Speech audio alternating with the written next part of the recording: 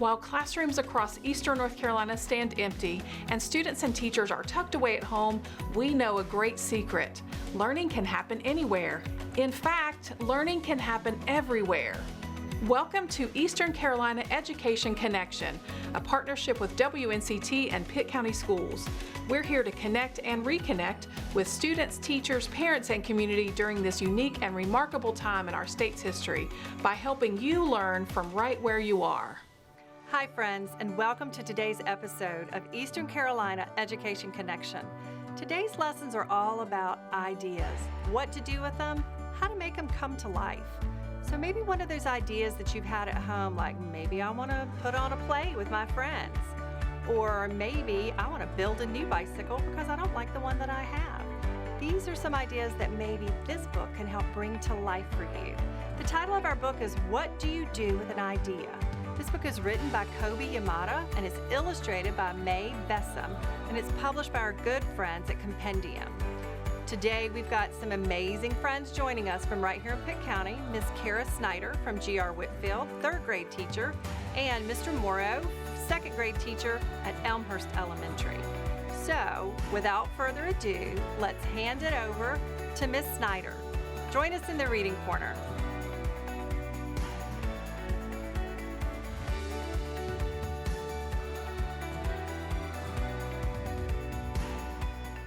Hey friends, today I'm going to read you the book, What Do You Do with an Idea?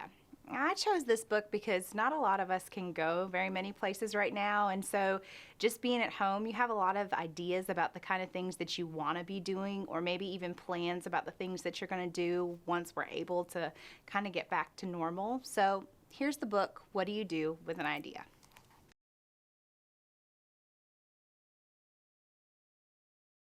So we just read the book, What Do You Do with an Idea? And now we're going to talk a little bit about cause and effect. When we talk about cause and effect, the cause is the reason that something happens. You can also say it's why something happens. And then the effect is the result. What happened because of the cause? So let's go to the beginning of the story. In the beginning of the story, our boy, he worries what other people are going to think about his idea. So he keeps it to himself. He ignores it. He even tries to forget it. He doesn't want to do anything with his idea.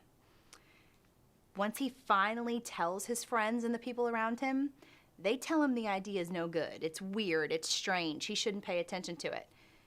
And he almost believes them. He tells us in this story that he almost gives up on his idea, but he decides not to, and instead, he protects his idea, and he takes good care of it. He feeds it, he gives it a lot of attention.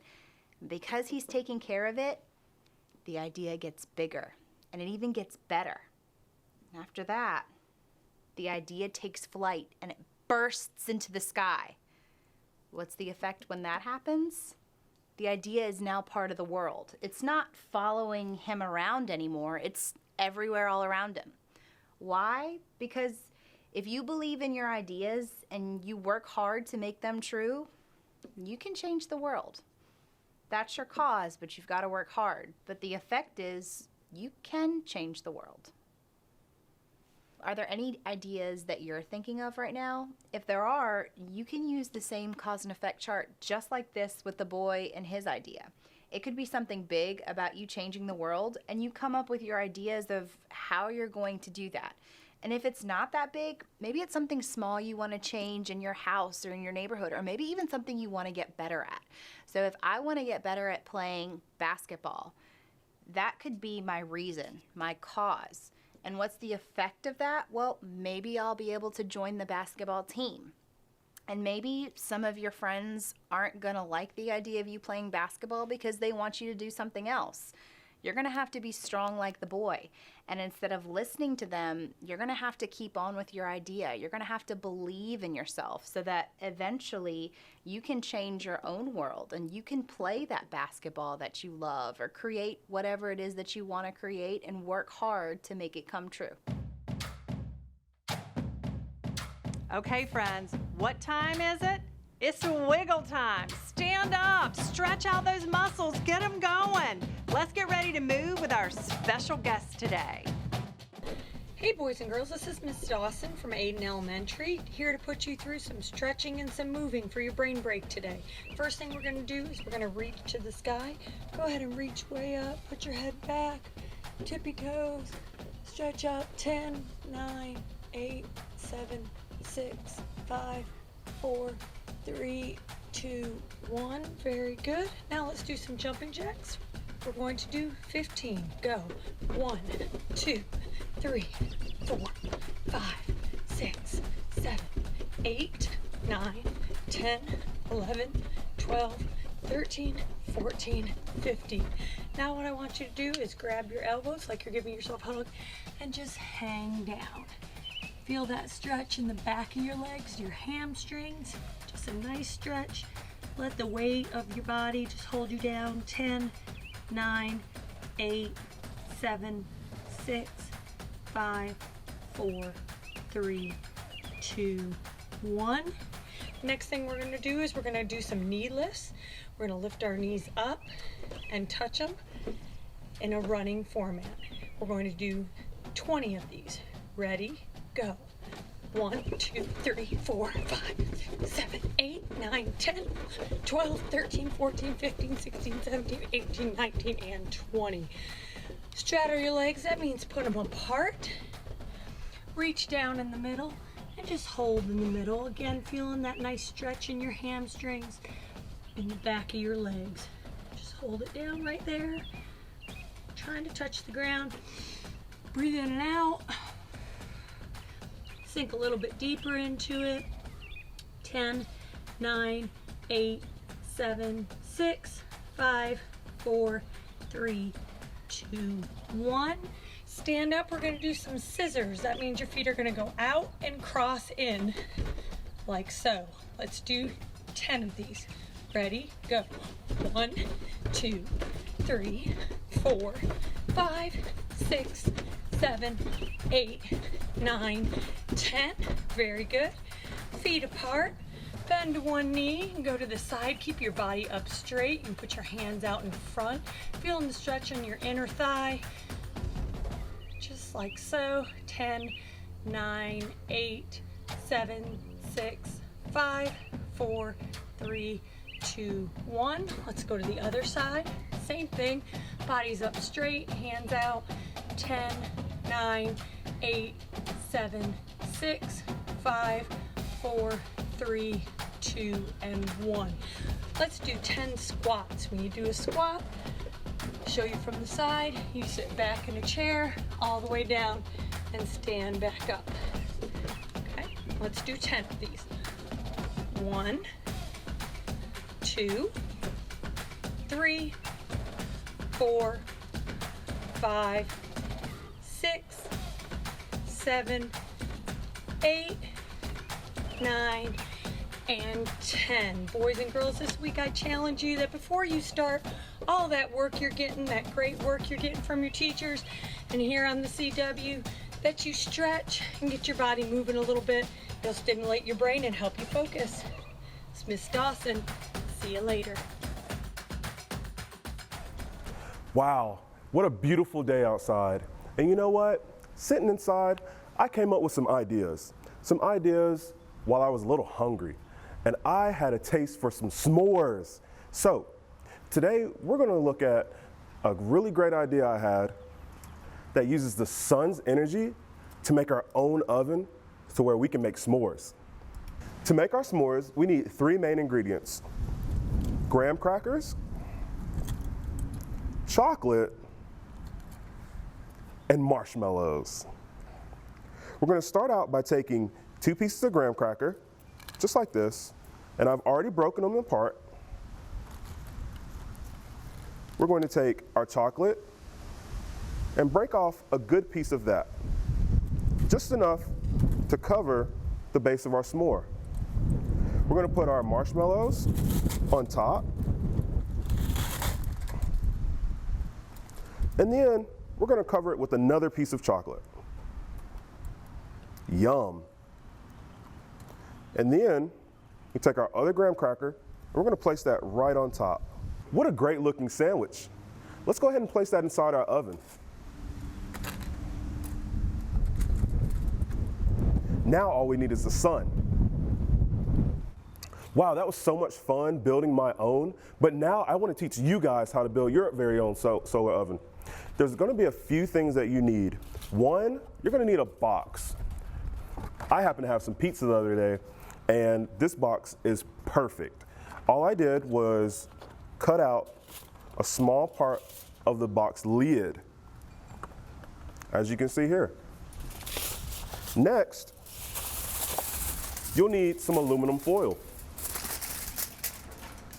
Just enough to cover the box. Now, here's the most important part. Your aluminum foil has two different sides to it. It has a dull side, and then it has a really shiny side. You want to make sure that the part that you're wrapping your solar oven in is facing out. I'm going to take that piece and just wrap it around the lid.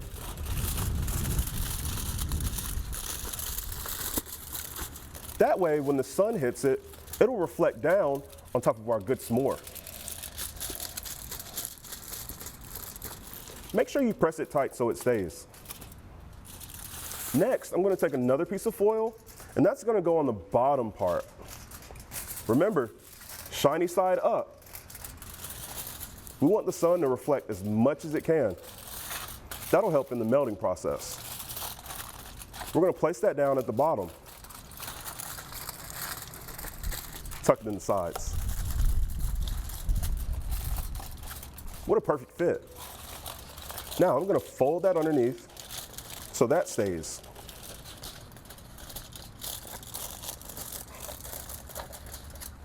Wow, guys, I guess that worked out perfect. And there you have it, your very own solar oven. Now that I have my solar oven made, all right, now let's go ahead and build our s'more. First, I'm going to start out with 1 graham cracker.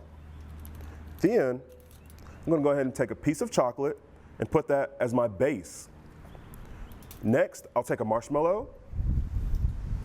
And if you really are like me, I love marshmallows, so I'm going to take 2.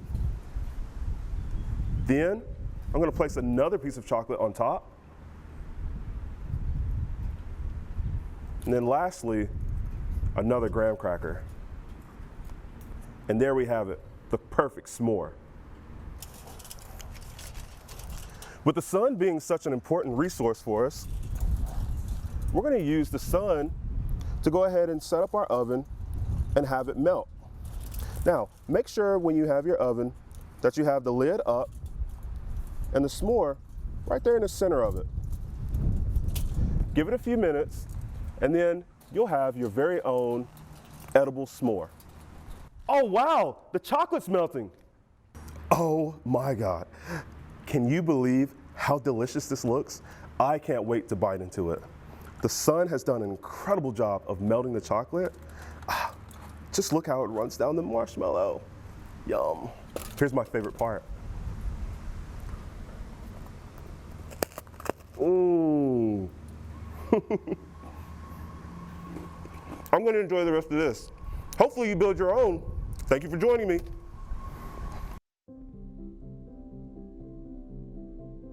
I couldn't think of any better way to bring you some positivity today than being able to talk to some of our incredible counselors. Let's go see who's in our Counselor Corner today.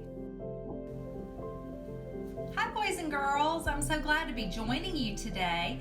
Today we're going to be talking about one of my favorite topics, which is a topic to be thankful. Did you know that research shows that when we have thoughts of thankfulness or something that's called gratitude, that it actually helps us to feel calmer in our bodies? And that's why I actually invited one of my friends, Fluffy, today, because I'm very thankful for Fluffy. And when I hold Fluffy or when I give Fluffy hugs, it helps me to feel calm and to feel at peace. You know, some of you may have a special object. You may have a special stuffed animal or a blanket that when you hold on to it, that it helps you to feel safe, it helps you feel calm. You know, those are all great feelings. Those are feelings of thankfulness. Some of us have special people that when we think of them, like a special family member, that it helps us to feel that sense of calmness and peace. So today, I want for you to think of something, someone that you are thankful for. And I want you to practice thankfulness. It might be drawing a picture of that object. It could be writing a letter if it's a special person that you're thankful for. Writing a letter or drawing a picture for that special person. One of the games that I love to play, and I think this would be a great game that you could play today if you're thinking of someone in your home that you're very thankful for. It's called Hot or Cold. And what you do is you just take a regular sheet of notebook paper. If you have scissors, you can cut out slips. If you don't have scissors, guess what? It's okay. You can just tear strips of paper. And on those strips of paper, you can write a special little message or a note on each strip. Now, why we call it hot or cold is that you're going to take these special little messages. Mine says, I'm thankful for you. Another one said, you make me smile. But you'll take your special messages, fold them up, and hide them somewhere in your home. Now, we don't want to hide these outside of our home, so they have to be hidden somewhere in your home. And then you'll play hot or cold with that special person. See if they can find that message. If they are getting close to wherever you hid that special message, you might say hot, hot, hot. And if they're far away, you would say cold, cold, cold. And see if they can find that message and look to see how that makes them feel and also how it makes you feel. Boys and girls, I've enjoyed getting to talk with you today, and let's try to practice. Practice being thankful. Practice thinking about the people in our lives we're thankful for, the things in our lives that we're thankful for, and see if that brings a sense of calmness and peace to you. Until I see you next time, boys and girls, have a great day.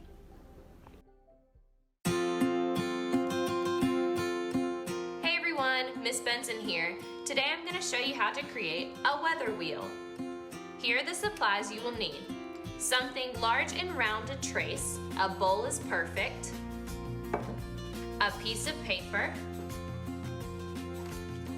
A pencil or something to draw with. I'm going to use a Sharpie so you can see it a little bit better.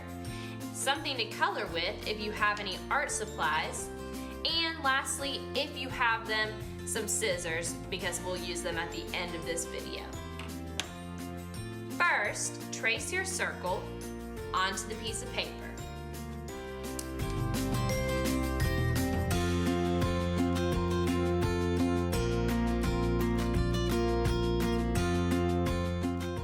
Second step, divide the circle into 4 equal parts. I'm going to use the edge of something like a book or a magazine to make sure my lines are straight, but if you don't want to be that picky, you can just draw them freehand. Draw one line down the middle vertically, remember that means that it's standing up and down, and one line in the middle horizontally, which means it is laying down side to side.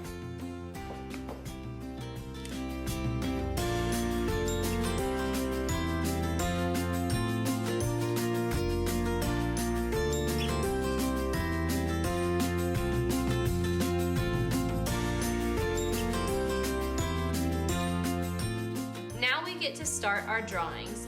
In the top section, draw something that reminds you of rain.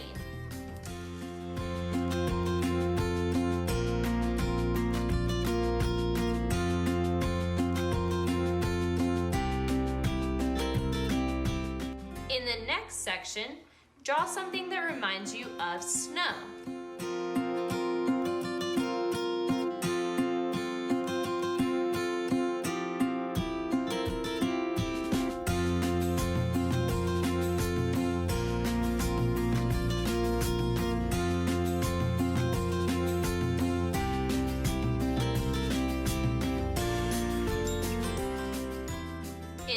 section, draw something that reminds you of sunny weather.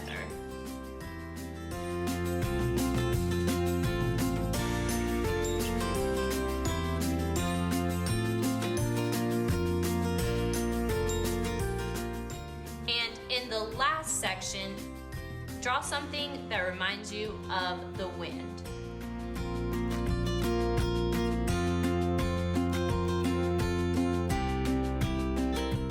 Now you can add color and any other details you would like. Once you are completely finished with your weather wheel, you can cut it out if you have scissors.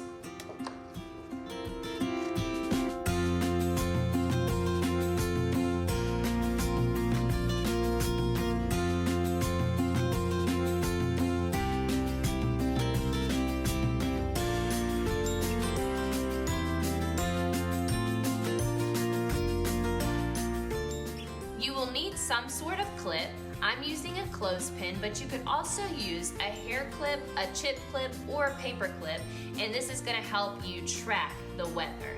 So right now it's sunny outside, so I'm gonna keep my clip on the sunny side, but if it were raining outside, I could put my clip up here to help me keep track of the weather. And that's it. If you want your wheel to be a little sturdier, you could glue it to cardboard or an old cereal box, and then cut out that into a circle. Or you can always just leave it like this and hang it up in your house somewhere to help you keep track of the weather. Have fun! Hi friends, I just don't want you to forget, we've got our Facebook page where you can also put some submissions of things that you've created, things that you've learned from the lessons that we've done. Just go to Facebook and type in @PCSECEC and let us see the magic.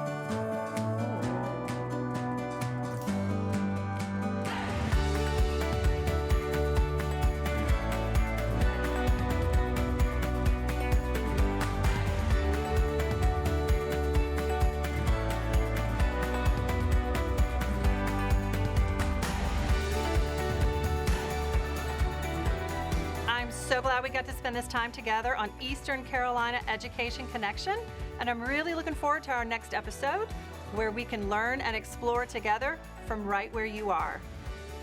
You can also connect with us on Facebook using the information below. We look forward to seeing you for our next episode.